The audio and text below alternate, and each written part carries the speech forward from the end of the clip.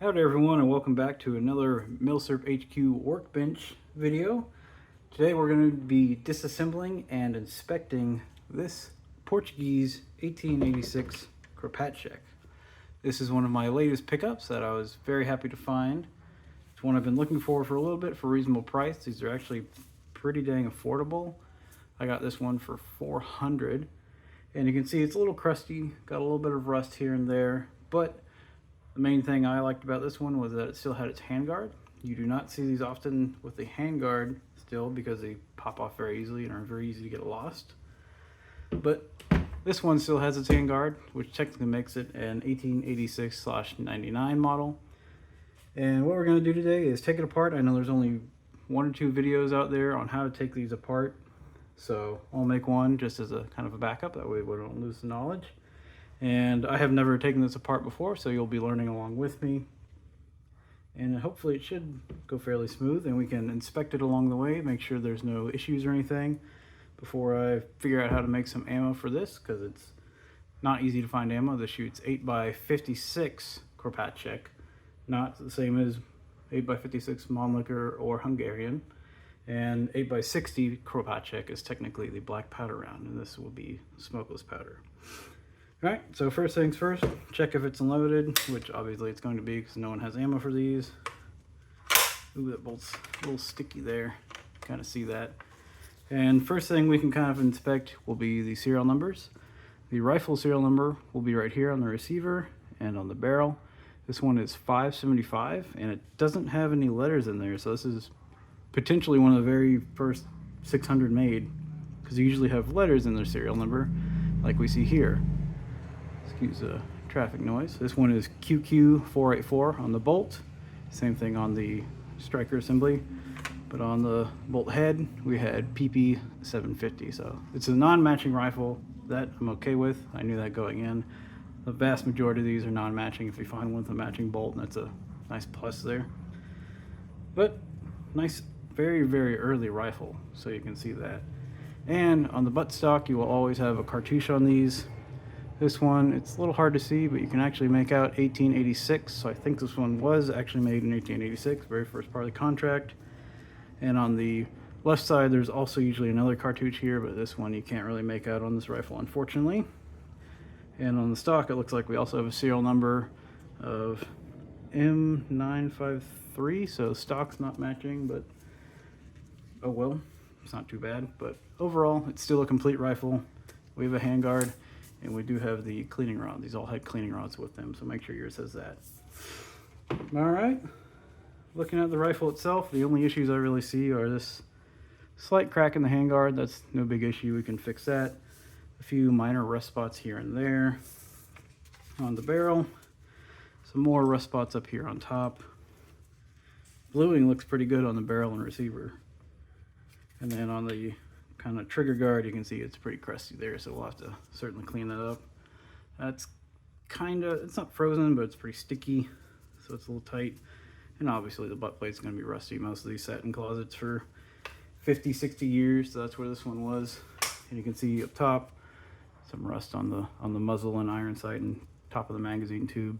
So this one was definitely just sitting upright on the carpet or something, so I got rusty up here and on the butt plate. All right, what else do we have? No cracks here because they put a nice big handguard and a trigger guard there. No cracks in the tang. I don't really see cracks anywhere in the stock. No wood repairs either. This has a nice beefy stock, but you do have to remember this has a tube inside it, so it's actually probably pretty thin for the length of it. All right, as for markings, other than the serial number on the left side of the receiver, you can see we have this one's OEWFG. Usually you see OEWG Steyr 1886, Portuguese crest, and then an M 1886 just for the model number. Safety flag is also matching to the rest of the bolt except the bolt head with the QQ484 there. Here we have our magazine disconnect.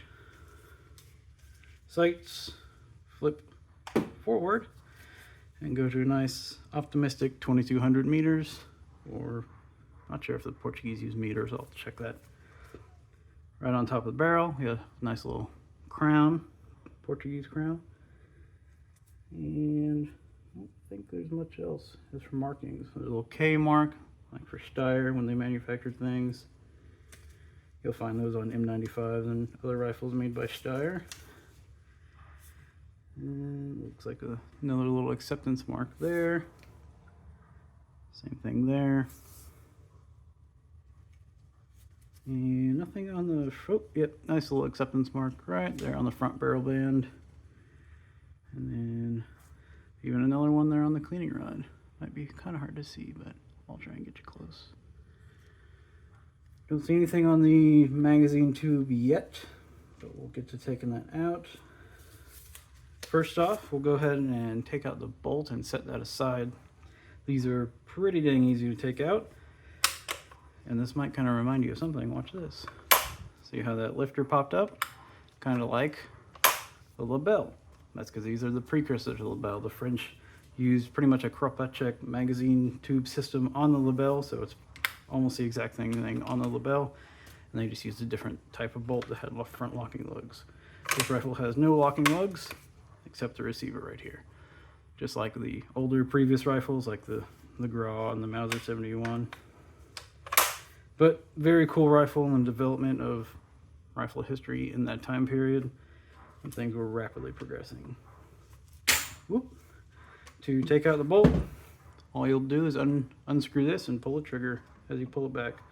This one's actually loose enough for me to do with my fingers.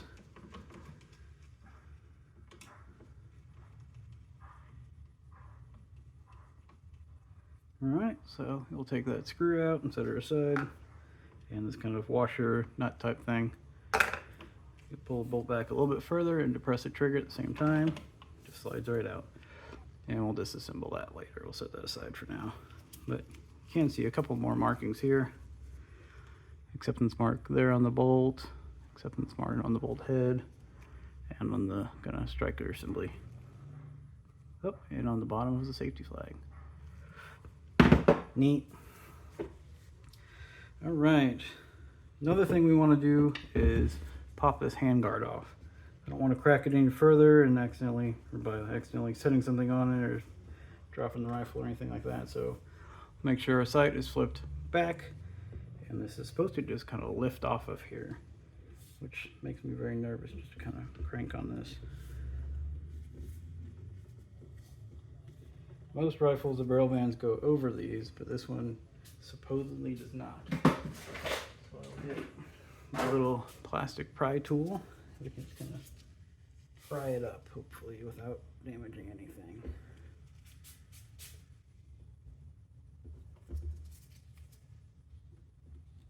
There we go. It's starting to come up.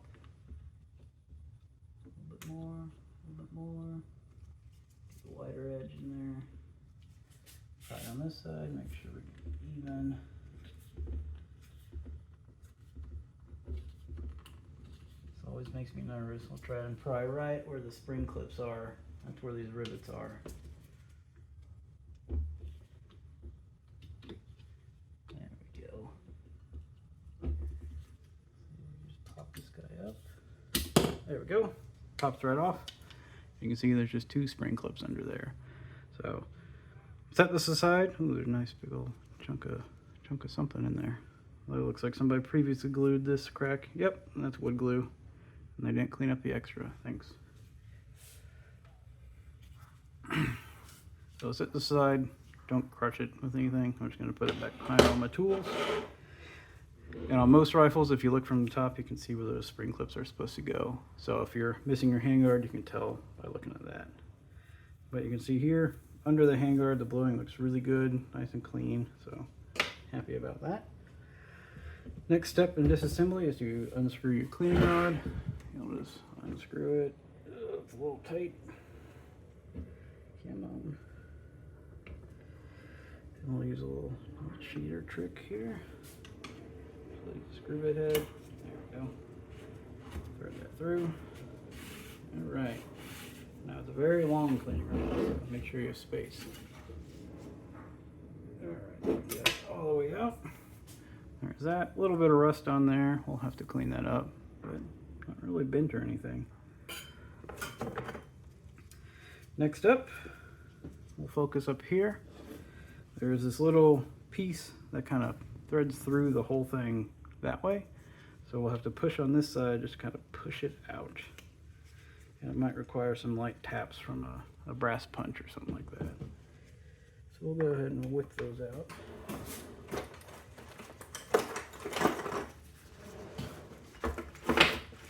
Always use brass when you're working on steel so you don't scratch it up. That would kind of suck. Use a rotary mallet.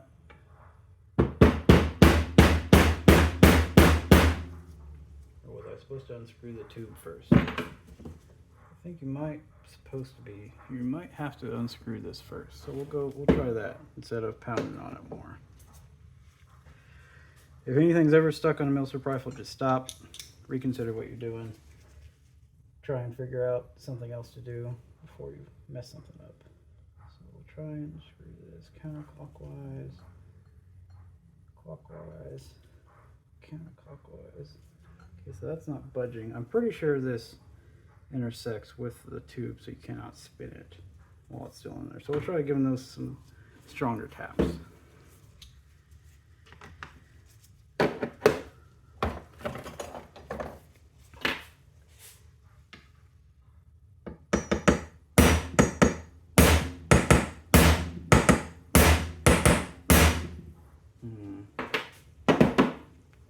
Why don't you want to come out? I know why it doesn't want to come out. I'm doing it the wrong way. So it goes out that way, not out that way. So, like I said, I'm learning as we're doing this. So we'll try tippy tap from the other side. There we go. Now I think the little cross piece is moving, and unfortunately it's like the perfect shape of a screwdriver. I hate doing this. But we'll use a screwdriver bit. Get some more taps. There we go. Now it is finally moving downward. I can do it on camera to show you. So we're hitting it right there. It is like the perfect shape of a screwdriver slot, so just be very careful and then punch it out that way.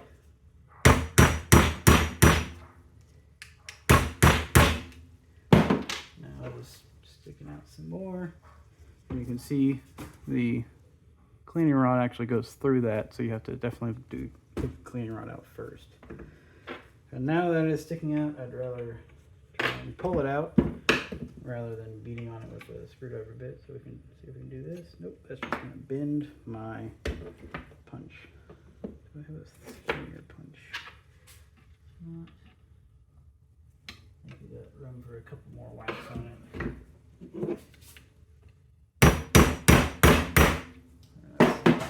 So that screwdriver bit goes. See if I can't just pull it out now. This is a loose piece, so it's not retained or anything. So let me find something to pull that out with. Hopefully something non-marring. Let's try some needle nose pliers. I'm not going to pry against the cap because that would mar it. I'll pry against the skinny screwdriver. There we go. Now it popped out. And that's what that piece looks like right there. Remember, it goes in from left to right on the rifle. Don't really see much rust on this. You can still see a little bit of that cool kind of, what is that, the straw bluing they call it. So it's neat. And then I believe now we should be able to rotate this magazine cap just a little bit and pull the whole tube magazine out.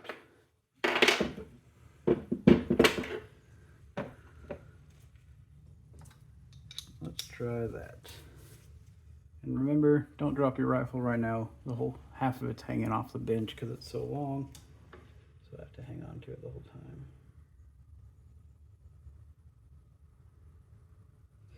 It really doesn't want to budge.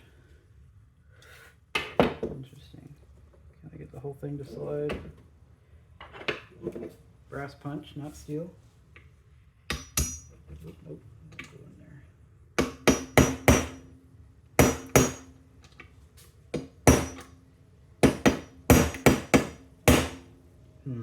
This magazine tube really is not wanting to rotate.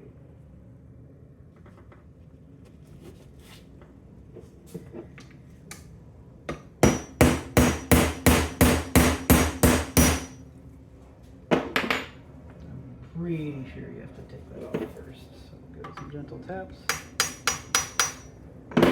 Okay, it did slide back, so it's sliding back and forth.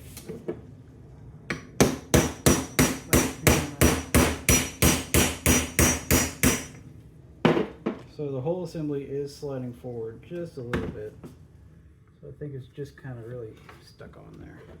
Let me try with a rubber mallet and hold the rifle.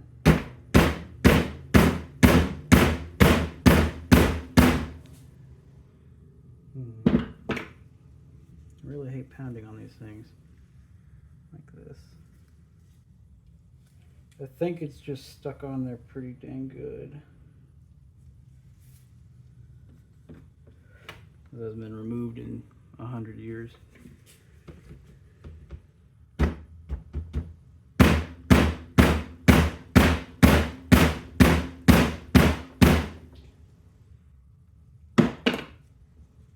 Let's try the other side.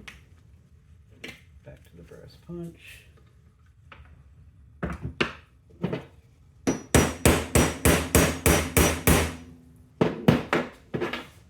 Tip it.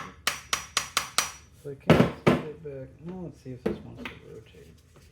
Sometimes just beating on things for a little bit will help loosen it all up. Nope, still not rotating. There we go.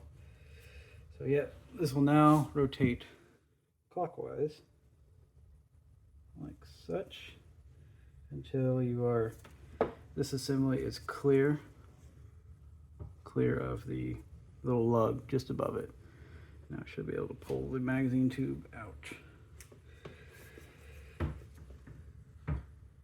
Right. I think I pulled it just a smidge too far.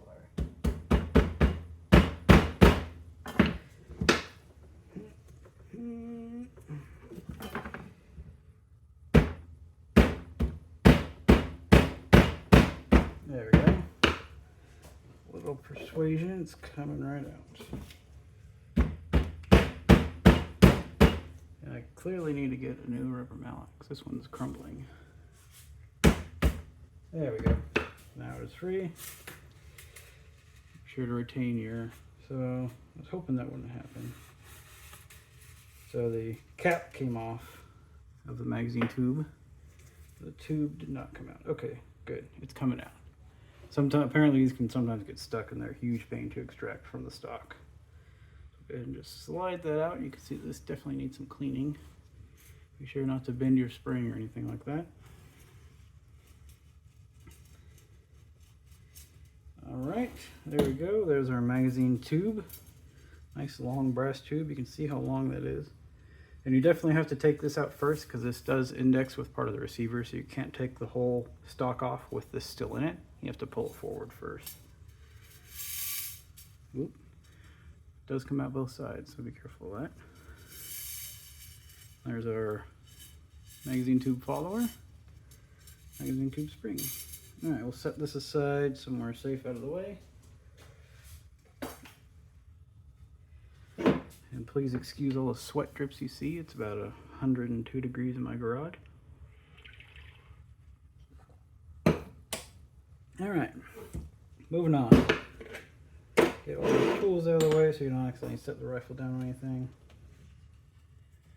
Now, this should slide forward finally. There we go. Rotate that upside down, it comes right off. Cool. You can see there's a little lug right under here, and that's what was preventing the magazine tube from coming out. You just had to rotate it past that and then slide it out. Next up, we'll get the two barrel bands using our gunsmithing screwdrivers, so we'll get a nice fit for them both. Looks like a good fit.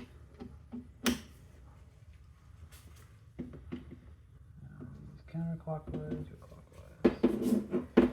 So lefty loosey, let's see what that does. Yep. Got to be careful with some barrel bands, particularly like the Mosin Nagant M91s. They are reverse threaded, so if you try to loosen it, you're just going to be cranking it tighter and tighter and tighter and tighter. And we'll do both of them. Yep, that opens them right up. Those came off nice and easy.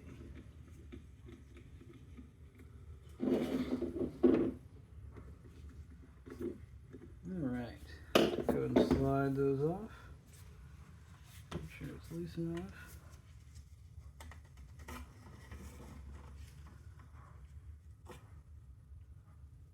Parts pile. Band 2. See a little good amount of rust under that one, so that's going to need some cleaning. Slide that guy off. Now just a couple more screws and we should be able to take the stock off. I believe it is this screw here on the bottom of the trigger guard and this tang screw right up here on top. So we'll go ahead and take those out. We'll do the top one first. Remember which screwdriver would be a bit used for the other stuff. Leave that one out. And let's see. So that should work.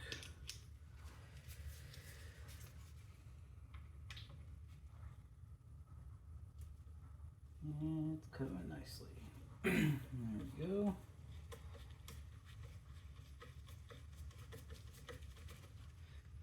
Loose enough. Use your fingers.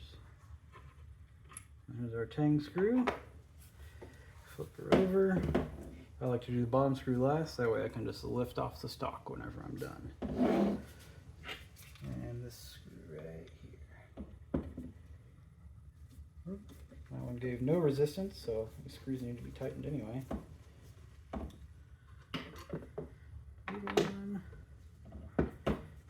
And yep, there comes the stock. And take off the trigger guard, we'll just unscrew that one. See here, inside the stock doesn't look too bad at all actually. A little bit of cosmoline and just random schmutz and whatnot. This is a beefy stock. The stock itself is heavy. The whole rifle is very heavy. It's like over 10 pounds unloaded. You can see here it's in pretty dang good shape for being, what, almost 104 years old at this point? 138? Very cool. Love to see it. Set this aside somewhere where it won't fall over. There we go. Take a look at the underside of the rifle itself.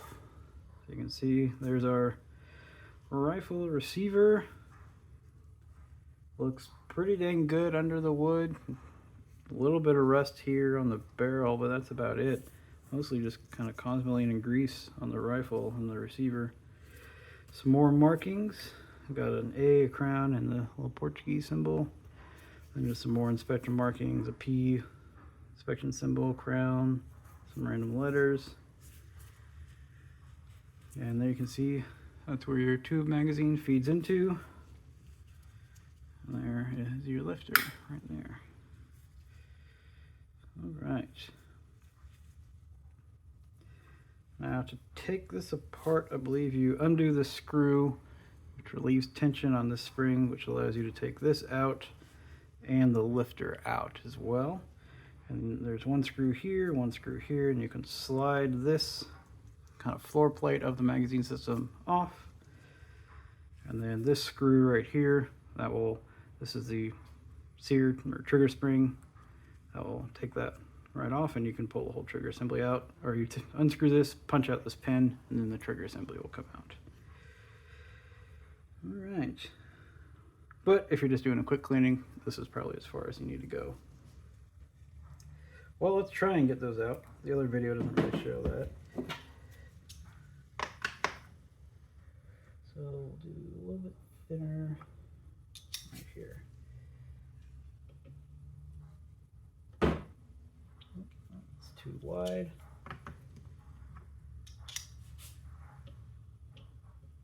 All right, perfect. And do you want to unscrew? Yes. Come on. So that relieves our spring pressure there. So that's how that looks. There's that screw going onto this spring.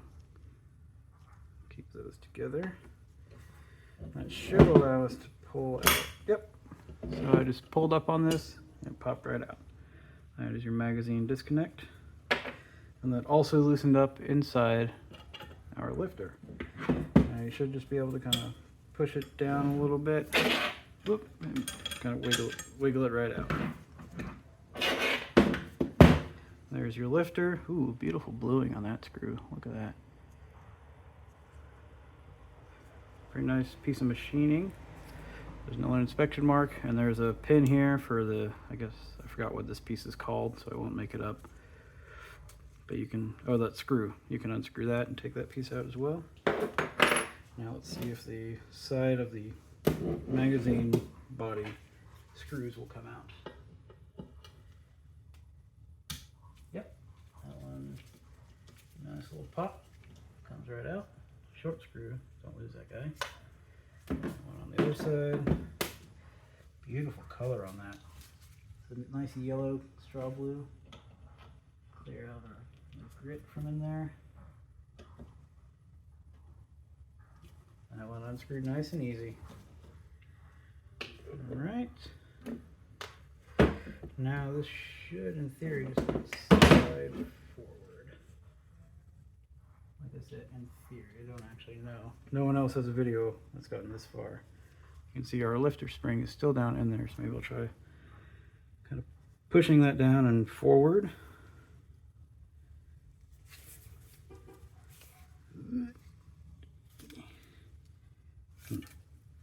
While I'm at it, I'll go ahead and take the trigger spring out. Oh, is this going to be the one that doesn't want to come out? Alright, I'm not going to force that one. I'll let it soak in some sort of penetrating oil. Oh, there we go. So all I did was push right where the sear spring kind of interacts with the magazine body right there. Just push that down. And it cleared this little notch. Now I think we can kind of pull this whole assembly out. Push more from the top, like that. Now I think we should slide it forward. Yep. So it's just a little duckbill that keeps that whole thing in, and the whole thing. I thought the whole thing was grooved, but nope. Just a little duckbill right there. And there is your follower spring, and this one is matching. Look at that. 575 matches to the receiver. Floor plate also matches. There's a nice 575 under there. A little bit of cosmoline dirt in there, but this looks like an incredible shape. All right. Other than the unscrewing that and pushing out that pin, this is fully disassembled. I'm not going to bother taking off the rear sight. There's no need to. It works fine. All right, folks. I hope you've enjoyed my disassembly and inspection of a Kropatschek model 1886 rifle. This one is Portuguese. There are a few other models out there, and shame they didn't get adopted because they're super cool. I'll be cleaning this up. You can see there's a lot of cleaning to do. These were brand new gloves when I started. And making ammo eventually, and at some point getting this to the range. These are supposed to be really sweet shooters, and it's really cool that it's kind of a pre-label rifle that has a tube feed magazine, and it's black powder / smokeless powder, so it's kind of a weird mix of things, but it should be fun to shoot, and I'm very glad to have one. All right, till next time, thank you.